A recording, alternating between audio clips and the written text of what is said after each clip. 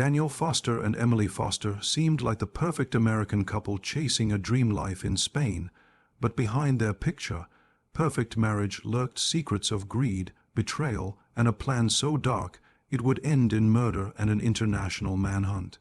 Daniel Foster and his wife Emily were the kind of couple people admired from afar. They had left behind the fast pace of American life for the sunlit charm of Spain's Mediterranean coast. To their neighbors, they seemed like a pair living out a dream. Dinners at seaside cafes, weekend trips through Europe, and countless photographs showing wide smiles against perfect backdrops. On social media, Emily was often the one sharing updates, filling her feed with pictures of historic plazas, vineyards, and their small but stylish apartment overlooking the water. Friends back home described them as lucky, adventurous, and deeply in love. But what photographs and curated posts didn't reveal was the steady collapse of their marriage behind closed doors. Daniel had always carried himself with confidence, a man with grand plans and big ambitions. He once owned a small business in the U.S., but after a series of poor decisions and bad investments, the company failed. The move to Spain was supposed to be a fresh start, a chance to rebuild. Instead, Daniel found himself aimless, restless, and without a steady income. He began relying on Emily's financial support, which quietly fueled resentment. Emily, on the other hand, was entering a new chapter of her life. She had recently inherited a substantial sum from her late father, money she planned to use to launch a design studio. To her, Spain was more than a romantic escape. It was an opportunity to build something meaningful. The difference in their outlooks created a divide that grew wider with each passing month. Emily spent hours sketching ideas, meeting with potential collaborators, and envisioning a future where she could stand independently. Daniel saw her independence as a threat. He became controlling, often insisting that major financial decisions should pass through him, though he contributed little himself. Their arguments were frequent, but Emily's friends noticed she rarely talked about them in detail. She seemed to mask her worries with forced optimism, still posting cheerful updates even when her personal life was unraveling. Unknown to Emily, Daniel had been quietly studying her habits and movements.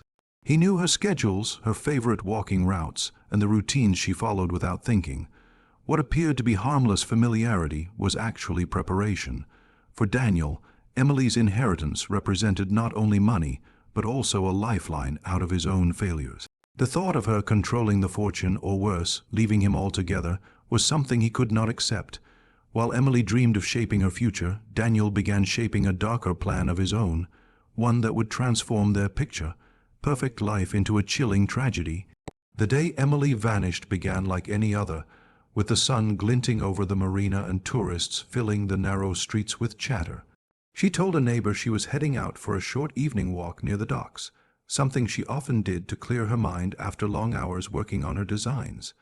It was a routine that never seemed unusual, which made her sudden disappearance all the more alarming. When she didn't return home that night, Daniel quickly contacted local police, claiming that something terrible must have happened. He insisted his wife would never leave without telling him, portraying himself as a worried and desperate husband. News of Emily's disappearance spread quickly across the small coastal town. Flyers with her photo were distributed, search parties were organized, and the marina became a focus of attention. Daniel appeared on local television, pleading for her safe return. His words sounded convincing, but investigators began to notice an unsettling calmness beneath his dramatic tone. He spoke without hesitation, answering questions too smoothly, as though his lines had been rehearsed. People expected a frantic, broken man, yet what they saw was someone who seemed oddly controlled. The first real clue came when police discovered Emily's phone near the edge of the marina. It had been carefully placed, not dropped in haste as one might expect during a struggle. The phone's location raised suspicions that someone wanted it to be found. Surveillance cameras in the area revealed something even more troubling. While there was no footage of Emily after she left home, investigators noticed Daniel's car circling near the marina around the same time she was last seen. When asked, he explained it away as a coincidence, saying he had been out looking for her. The explanation did little to convince detectives, who were already beginning to focus their attention on him. Behind the scenes, authorities worked methodically. They traced calls, examined bank transactions, and interviewed anyone who had seen the couple in recent weeks. Many described tension between the two, though no one imagined it could lead to violence. Daniel, however, remained at the center of suspicion. His attempts to portray himself as the grieving husband only seemed to deepen the doubts of those watching closely. Every new piece of evidence pointed in a direction that became harder to ignore. What began as a missing persons case was rapidly shifting towards something far more sinister, and investigators sensed they were dealing with a man who had carefully prepared for this moment. 2 weeks after Emily's disappearance, the quiet hills outside Guyana became the setting for a horrifying discovery. A group of hikers, following a narrow trail through the woods, stumbled upon something unusual near a cluster of rocks. Wrapped tightly in a blue tarp and tied with rope lay the remains of a woman. The hikers immediately contacted authorities, and within hours the scene was swarming with police and forensic teams. The isolation of the location made it clear the body had been deliberately hidden, placed far enough from towns and main roads to delay discovery. When investigators confirmed through dental records that it was Emily, the case transformed from a missing persons investigation into a murder inquiry. The condition of the body revealed grim details. Marks on her wrists suggested she had been restrained before her death, and bruising indicated a violent struggle. The cause of death was determined to be suffocation. Detectives believed Emily had been overpowered and silenced in a way that left her no chance of survival. The method pointed to someone who knew her closely, someone who could get near without raising suspicion. For Spanish authorities, all signs pointed back to Daniel. Detectives retraced the last weeks of Emily's life and noticed troubling patterns. Witnesses recalled seeing Daniel with a roll of tarp and rope purchased from a hardware store not long before Emily vanished.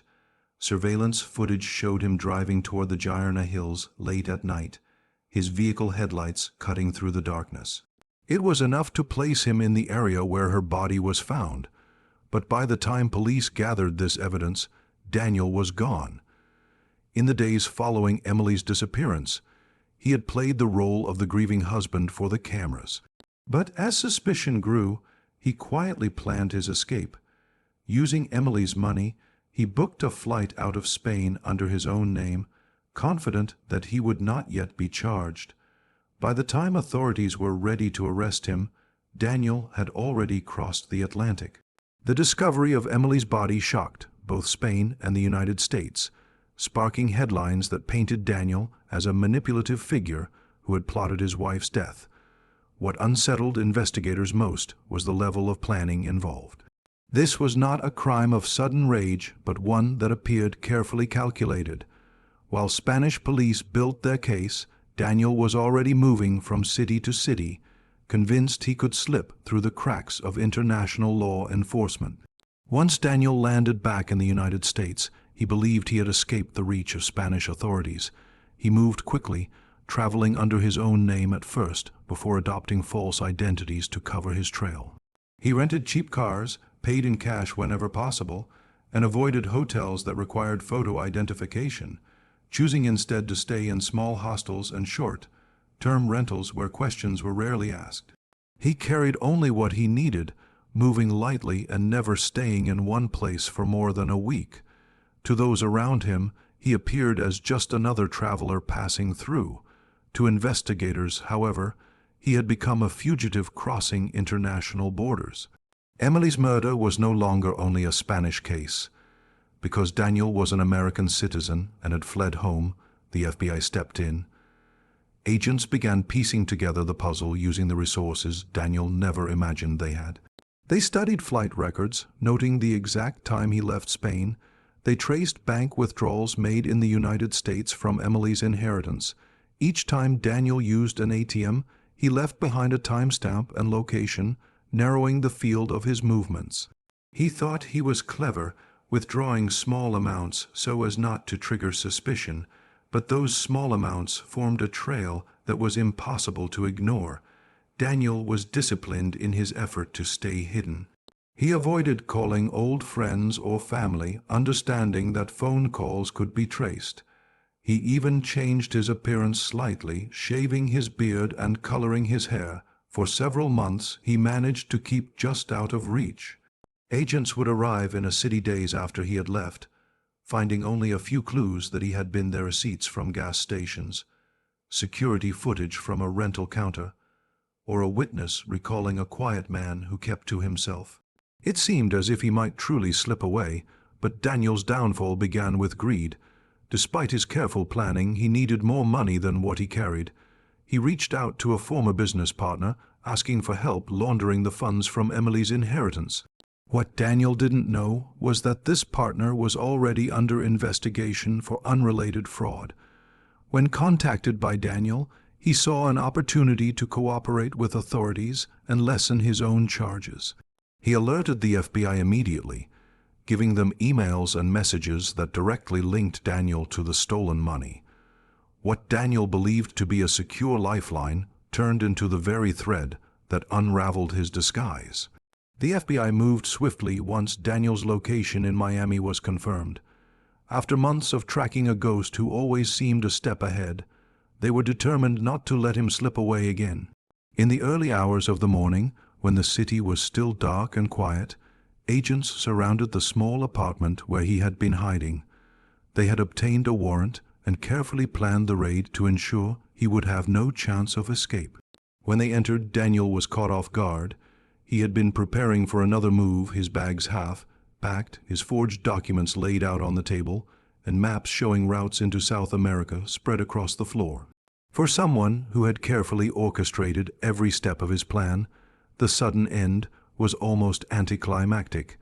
Inside the apartment, investigators found more than just evidence of Daniel's intention to flee. Hidden among his belongings were financial records, notebooks filled with meticulous plans, and a collection of receipts that documented his movements across the country. Each page revealed the extent of his obsession with staying ahead of the law. He had calculated travel times, listed fake names to use, and even written reminders about disguises. The apartment itself became a map of his paranoia, proving just how far he had gone in his attempt to escape justice. When extradited back to Spain, the trial revealed the chilling depth of his betrayal. Prosecutors laid out how Daniel had staged Emily's disappearance, pretending to be a heartbroken husband while secretly knowing exactly where her body lay. They showed how he lured her out near the marina, used drugs to subdue her, and transported her to the hills where he ended her life. Every detail dismantled the carefully crafted image he had tried to maintain. The jury was presented not only with forensic evidence, but also with the haunting contrast between his public pleas and the private reality of his actions. The verdict was swift. Daniel was found guilty of kidnapping and murder, receiving a life sentence in a Spanish prison.